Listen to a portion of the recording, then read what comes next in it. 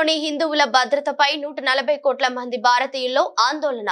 మోదీ బంగ్లాదేశ్ లోని హిందువులు ఇతర మైనార్టీల భద్రతపై 140 కోట్ల మంది భారతీయులు ఆందోళనగా ఉన్నారని ప్రధానమంత్రి నరేంద్ర మోదీ పేర్కొన్నారు. పొరుగు దేశాల్లో శాంతి సౌభ్రాతృత్వం వెల్లివిరియాలని భారత్ కోరుకుంటుందని తెలిపారు. దేశ రాజధాని న్యూఢిల్లీలోని ఎర్రకోటపై మువ్వన్నెల జెండాను ఆవిష్కరించిన మోదీ అనంతరం జాతిని ఉద్దేశించి ప్రసంగిస్తూ ఈ వ్యాఖ్యలు చేశారు. బంగ్లాదేశ్ లో వీలైనంత వేగంగా తిరిగి సాధారణ పరిస్థితులు నెలకొనాలని కోరుకుంటున్నట్టు మోదీ తెలిపారు. అక్కడి హిందువులు మైనార్టీల భద్రతపై 140 కోట్ల మంది భారతీయులు ఆందోళనగా ఉన్నారని తెలిపారు. మానవ జాతి సంక్షేమం కోసమే భారత్ ఆలోచిస్తుందని, ఇండియా తన వికాస్ యాత్రలో రాబోయే రోజుల్లో బంగ్లాదేశ్ కు అండగా ఉంటుందని వివరించారు. రిజర్వేషన్ల విషయంలో జూన్ నుంచి బంగ్లాదేశ్ అట్టుడుకుతోంది.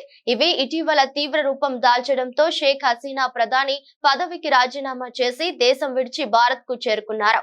ప్రస్తుతం ఆమె భారత్ లోని రాజకీయ ఆశ్రయం పొందారు.